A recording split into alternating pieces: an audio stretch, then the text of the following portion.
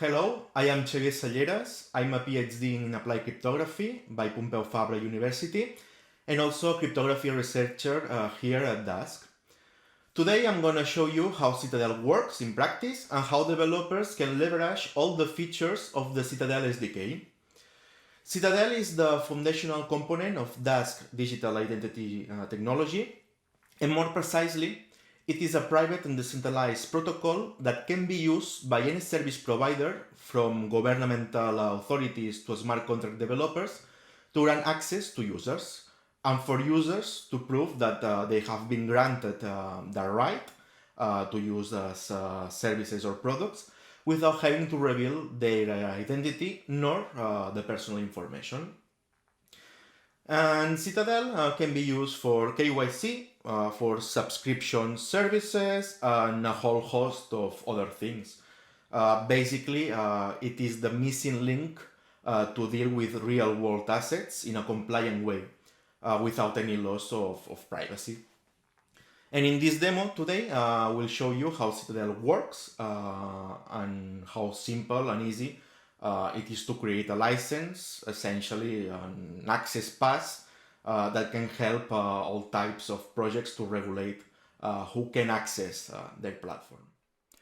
Okay, so I'm gonna explain you how to use the mode repository in order to interact with Citadel.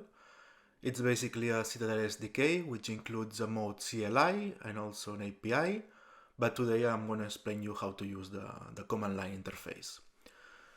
So basically what we're going to do is to target our testnet in order to populate it with transactions, with licenses and to use licenses, and we will use the wallet that we have installed. And in order to create requests for licenses, we copy this line, we paste it here, and we set the password of our wallet. And among the different options that we have, we can list the licenses that are currently on the testnet, also show the state with some information. And we're going to submit a request to a license provider that, just for testing, we're going to use the same address that our user has. And after a few seconds, we get the request submitted, and we see in the testnet how it appears there. So now we can act as a license provider. We can paste this command, set the password of our wallet, and among the different options, we're gonna list the request, and we can see how the request that we just transacted is also in the request to process. We're gonna issue a license for this request. We need to enter some attribute data, which is basically the data of the user, a ticket, number, or whatever. And finally, the license is issued in our testnet.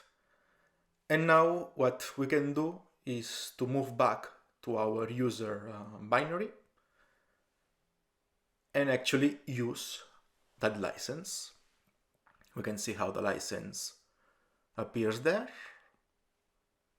We copy the hash, we go to use license, we paste the hash, we enter the address of the license provider. Again, just for testing, we use the same one. And now it asks us for the service provider address. Again, we use the same. And we specify a challenge that, according to the protocol, if you check out the docs, it's a value that allows you to perform, to use the license under some circumstances. And the first time you use the binary, it will require to obtain the setup from the testnet, and also to compile the circuit, and then we will be able to compute the zero-knowledge proof. After some time, you will get the session cookie, and also the transaction of the license, and also of the using license are in the Explorer. And now, by using the session cookie that we received, we can act as a service provider. We set the password of the wallet again. We copy the session cookie that we received before. And among the different options, we select verify the requested service. We paste the session cookie. We need the license provider address to verify someone we trust. And finally, we get how the session cookie is verified on-chain and the service can be granted. As you can see, we have made Citadel very easy for developers to use. And well, Citadel is the solution to the problem of how to grant access to services while maintaining privacy.